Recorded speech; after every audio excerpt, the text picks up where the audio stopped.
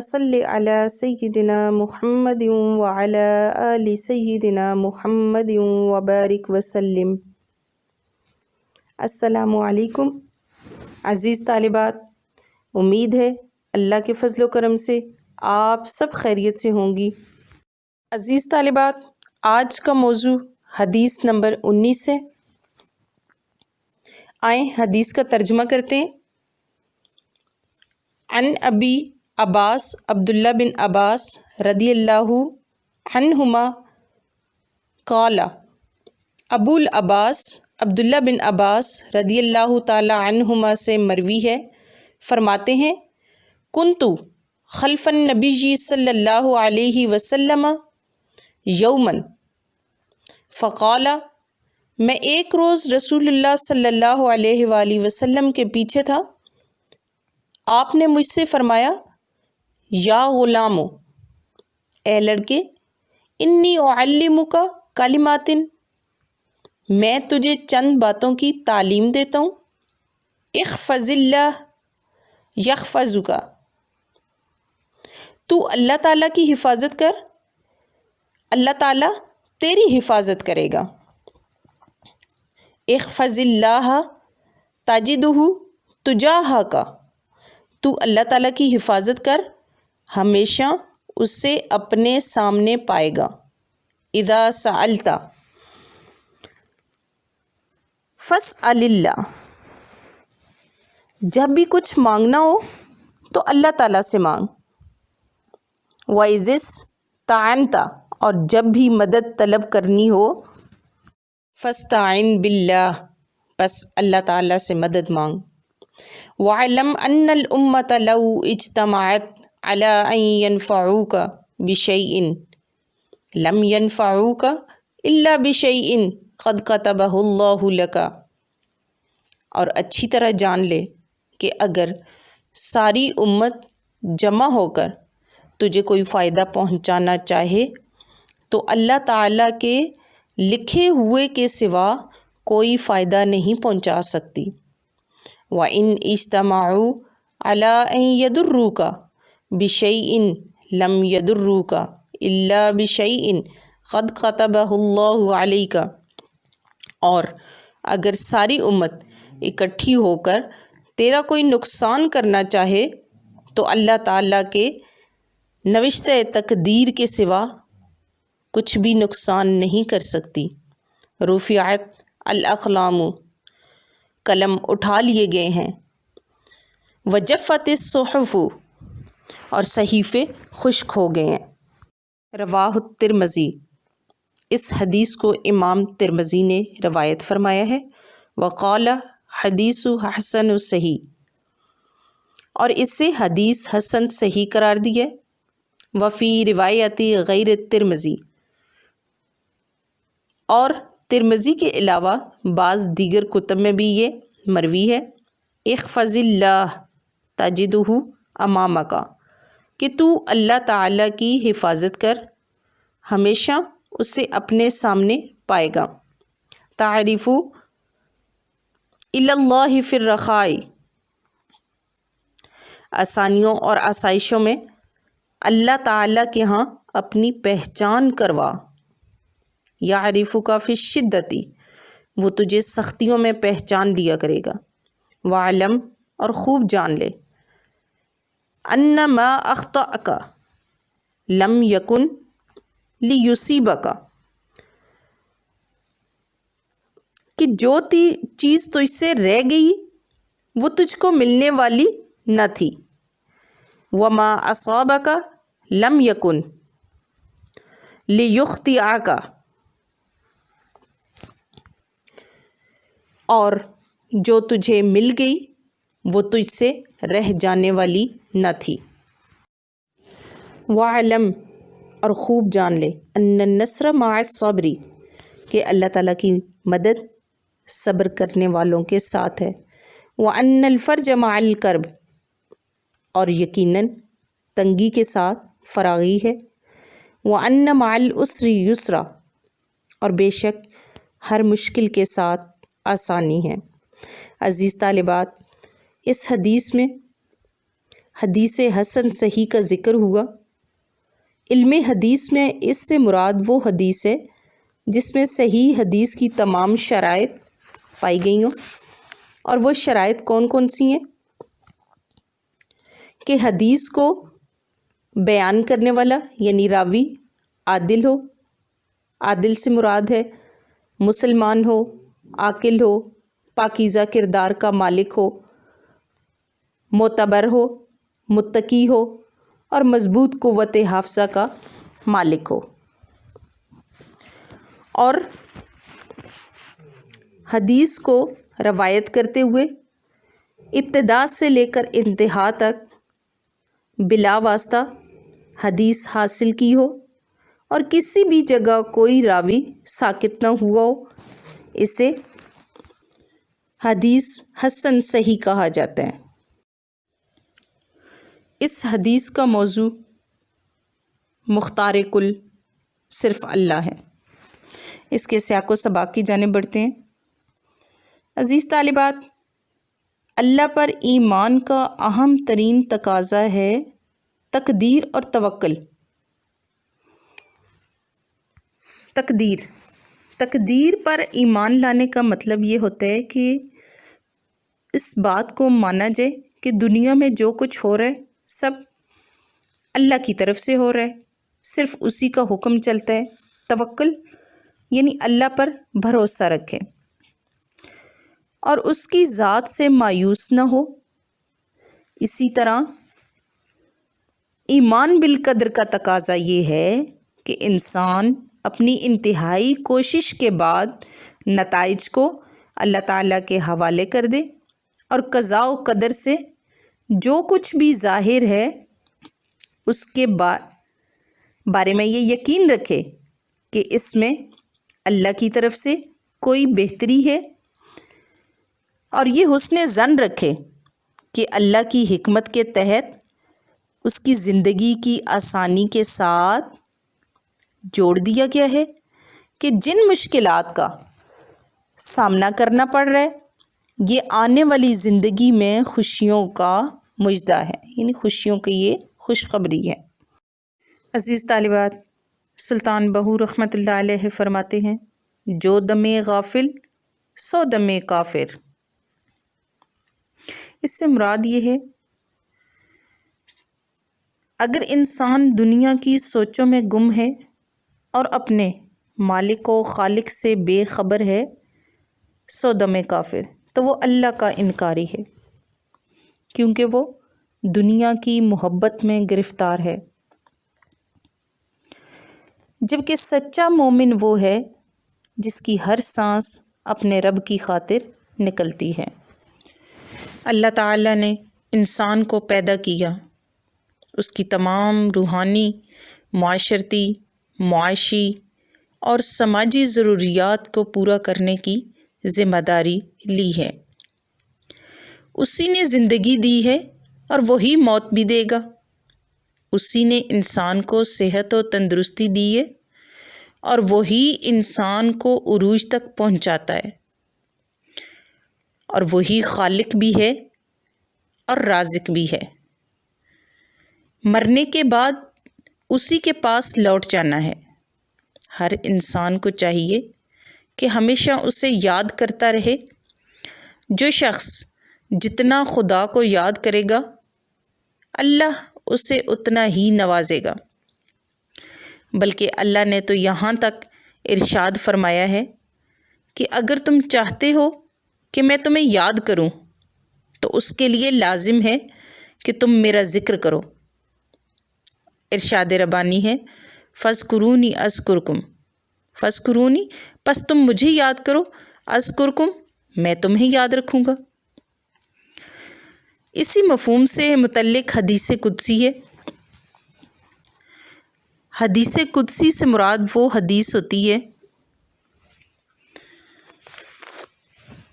جس میں روایت کو اللہ تعالیٰ کی طرف منسوب کیا جاتا ہے۔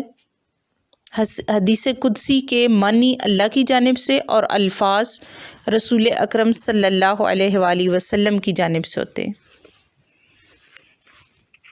اللہ تعالیٰ فرماتے ہیں، کہ میں بندے کے ساتھ ویسا ہی معاملہ کرتا ہوں جیسا وہ میرے متعلق گمان کرتا ہے، اور جب وہ مجھے یاد کرتا ہے تو میں اس کے ساتھ ہوتا ہوں، جب وہ مجھے اپنے دل میں یاد کرتا ہے میں بھی اسے اپنے دل میں یاد کرتا ہوں، اور جب وہ محفل میں میرا ذکر کرتا ہے تو میں اس سے بہتر محفل میں اس کا ذکر کرتا ہوں۔ اللہ تعالیٰ نے بتا دیا کہ تمام الجھنوں کا سلجھاؤ اس میں ہے کہ تم مجھے یاد کرو، کیونکہ دلوں کا سکون محض اللہ کے ذکر میں ہے۔ اللہ تعالیٰ فرماتا ہے الا بذکر اللہ تطمئن القلوب، خبردار اللہ کے ذکر سے ہی دلوں کو سکون ملتا ہے۔ سوال اللہ ہی کے آگے،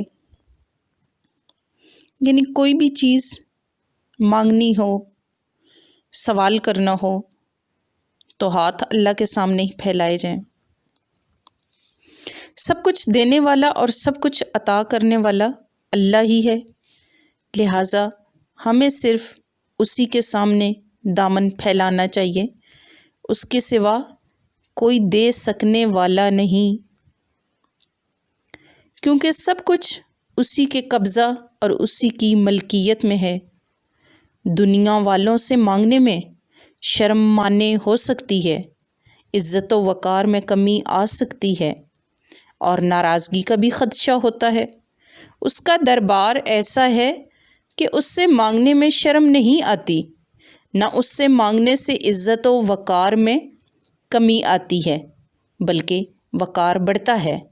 اس سے مانگنے میں اس کی ناراضگی کا خدشہ نہیں ہے، بلکہ وہ اس سے خوش ہوتا ہے کہ اس سے مانگا جائے۔ صرف اللہ سے مانگو۔ بندہ مومن کے عقیدہ توحید کا تقاضا یہ ہے کہ وہ کسی اور کے سامنے سوال دراز نہ کریں، بلکہ اللہ تعالیٰ سے ہمیشہ مانگے، جو انسان کی تمام ضروریات کو پورا کرتا ہے۔ کوئی اور ان ضروریات کو پورا نہیں کر سکتا۔ استعانت باللہ یعنی اللہ سے مدد مانگنے کو مومنین کی صفت کے طور پر بیان کیا گیا کہ وہ جب بھی اللہ کے حضور پیش ہوتے ہیں تو وہ کہتے ہیں ایاک نعبد و ایاک نستعین، کہ اے اللہ ہم تیری ہی عبادت کرتے ہیں اور تجھ ہی سے مدد مانگتے ہیں۔ ہر مسلمان روزانہ 5 وقت کی نماز میں کئی دفعہ اقرار کرتا ہے کہ یا الہ العالمین، ہم تجھ ہی سے مدد مانگتے ہیں۔ روزانہ کے کئی دفعہ کے اقرار کے باوجود بندہ نماز سے فراغت کے بعد غیر اللہ کی مدد کے نعرے بلند کرنا شروع کر دے تو وہ دوبارہ بارگاہ الہی میں کس منہ سے پیش ہوگا؟ اس لیے صرف اللہ کو ہی پکارنا چاہیے۔ آپ صلی اللہ علیہ وآلہ وسلم نے فرمایا اگر تمہاری جوتی کا تسمہ بھی ٹوٹ جائے تو وہ بھی اللہ سے مانگو۔ نفع و نقصان اللہ کی طرف سے ہے۔ اس حدیث میں حضور اکرم صلی اللہ علیہ وآلہ وسلم نے تلقین فرمائی ہے کہ نفع و نقصان کا مالک صرف اللہ ہے۔ اللہ کی مرضی کے خلاف پوری کائنات نہ کسی کو نفع پہنچا سکتی ہے نہ نقصان، لہٰذا ہمیں ہر پل اسی خالق و مالک کے سامنے سر جھکائے رکھنا چاہیے۔ انبیاء علیہم السلام کی زندگیاں ہمارے سامنے ہیں۔ مثلاً نمرود اور اس کی پوری قوم نے حضرت ابراہیم علیہ السلام کو آگ میں جلانا چاہا، اللہ نے محفوظ رکھنا چاہا تو وہ محفوظ رہے۔ فرعون حضرت موسیٰ علیہ السلام کی پیدائش کو روکنے کے لیے بنی اسرائیل کے بچوں کو قتل کرتا رہا، مگر اللہ تعالیٰ نے موسیٰ علیہ السلام کو اسی گھر میں پروان چڑھایا۔ اسی طرح مشرکین مکہ آن حضور صلی اللہ علیہ وآلہ وسلم کے قتل کے بارے میں منصوبہ بناتے رہے، مگر اللہ نے آپ صلی اللہ علیہ وآلہ وسلم کو سلامت رکھا۔ زیر نظر حدیث طیبہ صلی اللہ علیہ وآلہ وسلم میں بھی یہی فرمایا گیا ہے کہ سب کچھ لکھ کر قلم اٹھا لیے گئے ہیں اور صحیفے خشک ہو چکے ہیں۔ مراد یہ ہے کہ تقدیر کے فیصلے لکھے جا چکے ہیں اور اب ان میں کوئی تبدیلی ہونے والی نہیں ہے۔ تقدیر سے مراد یہ ہے کہ جو کچھ بھی ہو رہا ہے سب کچھ اللہ کے حکم سے ہو رہا ہے۔ یہ دو قسم کی ہوتی ہے۔ نمبر 1 تقدیر مبرم، جس میں کسی قسم کی کوئی تبدیلی نہیں ہو سکتی۔ نمبر 2 تقدیر معلق، جس میں دعا سے تبدیلی ہو سکتی ہے۔ زیر نظر حدیث طیبہ میں تقدیر مبرم کا ذکر ہے۔ ارشاد نبوی صلی اللہ علیہ وآلہ وسلم ہے، قضا کو صرف دعا ہی لوٹا سکتی ہے اور عمر کو صرف نیکی ہی بڑھا سکتی ہے۔ اس میں لوٹانے اور عمر بڑھانے کا ذکر ہے، یہ تقدیر معلق ہے۔ اللہ تعالیٰ سے تعارف۔ انسان اگر اپنے خوشحالی کے دور میں اللہ سے لو لگا کر رکھے اور اللہ رب العزت سے تعلق بنائے تو اس کی مشکل اور تنگی کے دور میں اللہ اس کو تنہا نہیں چھوڑتے۔ یہ درست ہے کہ اللہ کے نیک بندوں پر بڑے مشکل حالات آ جایا کرتے ہیں، لیکن اس کا یہ مطلب نہیں ہوتا کہ اللہ نے انہیں چھوڑ دیا، بلکہ اس سے اللہ ان کی آزمائش کرتے ہیں، ان کے درجات میں اضافہ کرتے ہیں۔ حدیث کے مطابق جو قسمت کا لکھا ہے وہی ملتا ہے۔ اگر کوئی چیز انسان کو حاصل نہ ہو سکے تو انسان کو اس پر واویلا نہیں شروع کر دینا چاہیے، بلکہ اسے یہ خیال کرنا چاہیے کہ یہ چیز میری قسمت میں لکھی ہی نہیں تھی، اور اس کے نہ ملنے پر صبر کرنا چاہیے۔ جو چیز اللہ رب العزت نے کسی انسان کے لیے نہیں لکھی وہ ساری زندگی کوششیں کر کے بھی حاصل نہیں کر سکتا، خواہ ساری کائنات کو بھی کیوں نہ اپنی معاونت پر لگا لے۔ دوسری طرف جو چیز انسان کے لیے لکھ دی گئی ہے وہ اس سے مل کر رہے گی۔ ساری کائنات بھی مل کر کوشش کر لے کہ وہ چیز اس سے نہ مل سکے تو ان کی کوشش رائے گاں جائیں گی۔ حدیث طیبہ کے مطابق مدد مشروط ہے صبر کے ساتھ۔ حضور اکرم صلی اللہ علیہ وآلہ وسلم نے فرمایا کہ مدد صبر کرنے والوں کے ساتھ ہے، یعنی اگر کوئی بندہ کسی مشکل اور تکلیف پر واویلا کرنے کی بجائے صبر سے کام لے تو اللہ کی مدد اس کے شامل حال ہوتی ہے۔ قرآن کریم میں بھی صبر اور نماز کے ذریعے مدد چاہنے کی تلقین کی گئی ہے۔ اللہ تعالیٰ سورہ بقرہ کی آیت نمبر 153 میں ارشاد فرماتے ہیں، یا ایھا الذین آمنوا استعینوا بالصبر والصلاۃ، اے ایمان والو صبر اور نماز کے ساتھ مدد چاہو۔ حدیث طیبہ کے مطابق آسانی اور تنگی ساتھ ساتھ ہیں، یعنی تنگی کے ساتھ آسانی۔ تنگی کے ساتھ صبر کے حکم کے ساتھ حضور اکرم صلی اللہ علیہ وآلہ وسلم نے یہ بھی تسلی دی کہ مشکل حالات سے ہمیشہ نہیں گھبراتے، مشکل حالات ہمیشہ نہیں رہا کرتے۔ انسان پر اگر مصیبت اور تنگی آتی ہے تو کبھی اس پر فراغی اور آسانی بھی آتی ہے۔ قرآن حکیم میں اسی مفہوم کو ان الفاظ کے ساتھ بیان کیا گیا ہے، فَإِنَّ مَعَ الْعُسْرِ يُسْرًا، إِنَّ مَعَ الْعُسْرِ يُسْرًا، پس بے شک تنگی کے ساتھ آسانی ہے، بے شک تنگی کے ساتھ آسانی ہے۔ دنیا میں دکھ اور سکھ کی ہمیشہ سنگت رہی ہے اور یہ قیامت تک ایسا ہی چلے گا۔ غم اور خوشی زندگی کا ناگزیر حصہ ہیں، انسان کو چاہیے کہ خوشی میں آپے سے باہر نہ ہو بلکہ اللہ تعالیٰ کا شکر ادا کرے اور غم میں صبر سے کام لے، مشکل میں صبر کا دامن ہاتھ سے نہ چھوڑے، وہ امید رکھے کہ اللہ اس تنگی اور مشکل سے اسے ضرور نجات دے گا۔ رب زدنی علما۔